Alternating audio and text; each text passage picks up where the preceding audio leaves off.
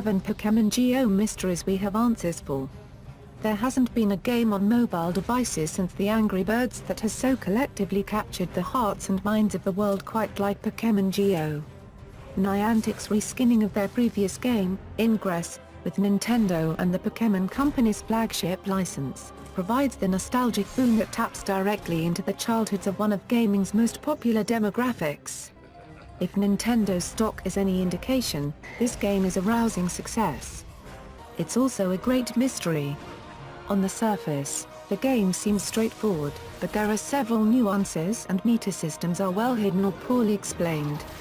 These have left players clamoring for answers, many times relying on information that isn't correct or taking chances on unproven theories. This may not change that sort of trial-and-error discovery process for things in the future, but it will at least drag some of the cloudiest of Pokémon GO facts and features into the light. Number 1. Soft level caps for Pokémon. The maximum level a trainer can be is 40, and the way that influences the strength of your Pokémon upon discovery is a bit nuanced. Redditor Elaine Neeser, via Matthew Egan, posted some interesting findings about the relationship between trainers and Pokémon levels after a deep data mining expedition. The trainer level cap is 40. Eggs cap at level 20, so if you get an egg at level 37 it'll still hatch at the same quality as if you were level 20. Wild Pokémon cap at level 30, meaning after level 30 everyone will find the same max CP Pokémon, and it'll be a matter of spending candy and Stardust to upgrade them to your level's cap based on their CP arc. Basically, the Pokémon you catch in the later levels of the game will remain a static strength. If you're wondering when the time is to really commit candies, Stardust, and that all-important catchy nickname stuff towards what could become your permanent staple of Pokémon, it would be after level 30. Number 2. Battle is way more intricate under the hood. The same data dump that produced the level cap findings also fleshed out some of the interesting combat mechanics happening behind the scenes in any given gym battle. Moves have an accuracy rate and a critical hit rate. Move damage may go up with trainer level. Stab is present in the game, giving a 25% bonus to an attack move. Stab stands for same type attack bonus, and means if a grass Pokémon uses a grass move it will hit harder than if a ground Pokémon used the same grass move. This is a big deal confirmation. Defending Pokémon at a gym attack every 1.5 seconds. Pokémon have a base attack, defense, and stamina, HP, thus they do not have an attack and special attack stat like in the 3DS games. There is more to a duel than simply tapping and sliding.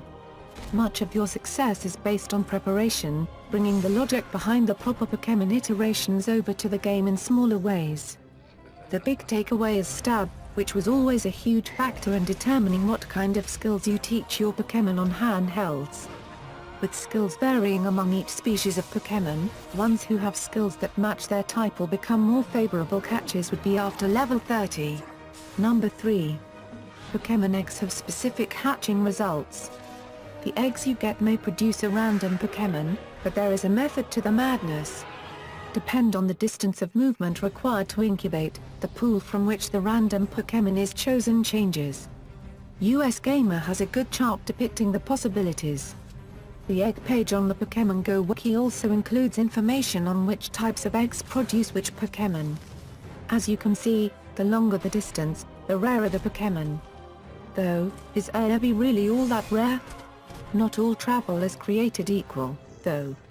Walking speed, or some approximation of it, is the only viable speed that will track consistent progress during incubation. Driving and taking the train won't work, as you have to keep your speed around 12 miles per hour. That being said, I've had more than one egg hatch in my car during a drive.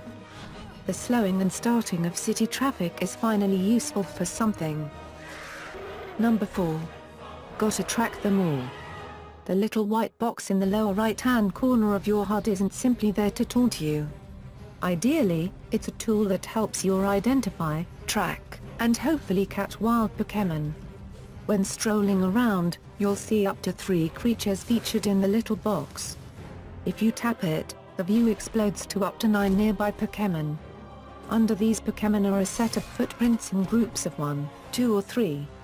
These prints denote the distance the corresponding Pokémon is from you. The exact distance that each of these represent is one of most contentious and hotly debated mysteries in the game.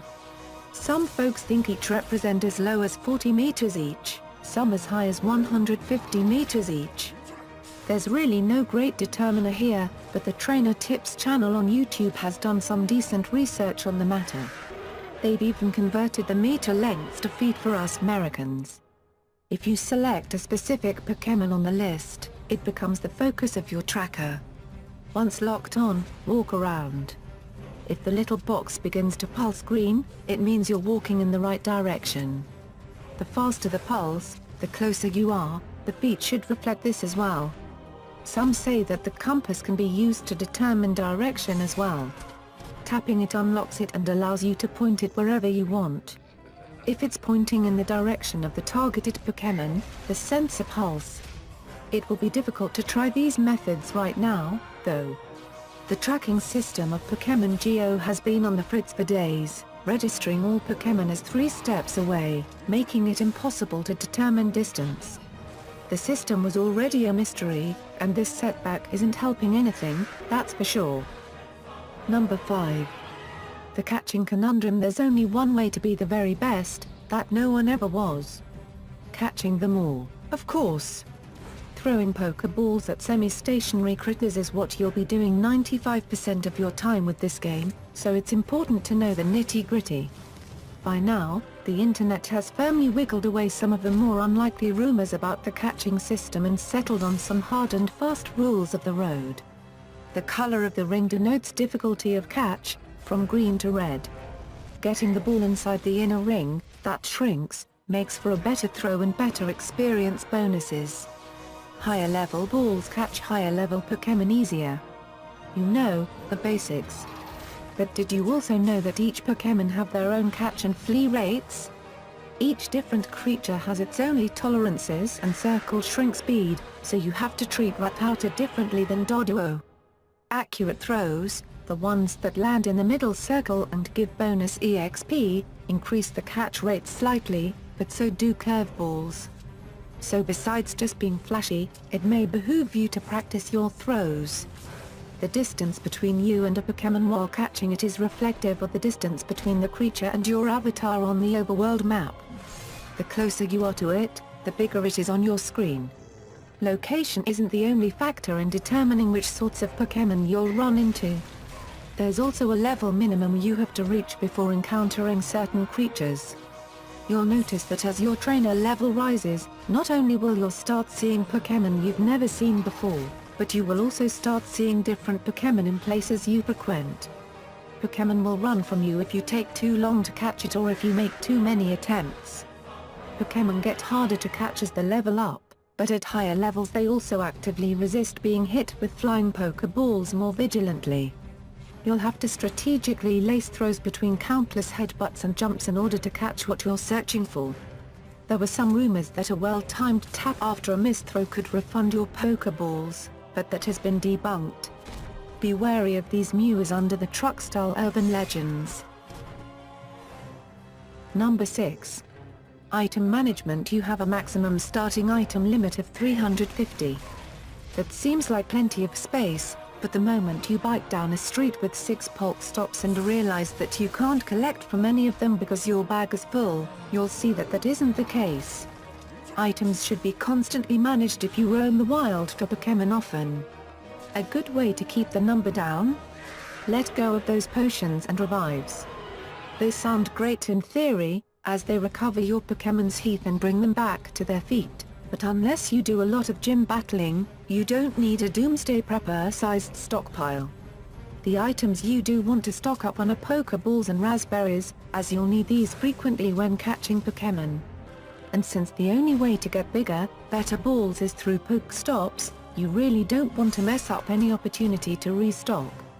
Also a higher priority are lucky eggs, incense, and lure modules. All are purchasable in the in-game store for real money, but also retrievable in a lucky spin at a Pokestop, and by leveling up.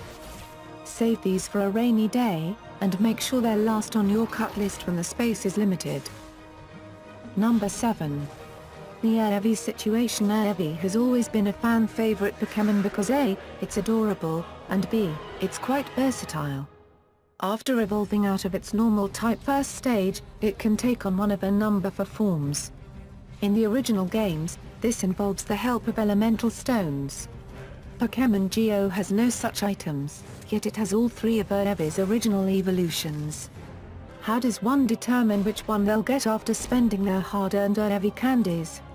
The original prevailing theory early on was that it was completely random, and some even still believe it is, as there is enough wiggle room in some of the other theories that an air of doubt will never really leave these little thought bubbles. One of the early conspiracy theories linked Eevee's evolutions with the various special attacks Eevee can get. An Eevee with Swift will produce a Vaporeon, one with Dig will produce a Jolteon, etc. As YouTuber King Vegeta demonstrated in a video on his channel, that isn't the case. A second, more promising theory rose from the ashes of the first thanks to Redditors the Aztec and Smithsniggle. They believe that the evolution of Eevees are tied to their names. If you rename your Eevee after one of the Eevee brothers from the Pokémon cartoon, then the chances are very high that it will turn into that brother's Pokémon. I tried it personally and it worked. My Eevee, Sparky, evolved successfully into a Jolteon. There's a hole in the theory, though. As much of the feedback has been overwhelmingly positive, the general consensus is that this really only works once. Two Eevees can't be evolved this way, as the second one is just random. Now, whether this has something to do with the server situation or if it's a hard and fast rule has yet to be determined. Check out these other amazing videos. Subscribe to our channel. Don't forget like, comment and subscribe. Thank you so much. Subscribe now.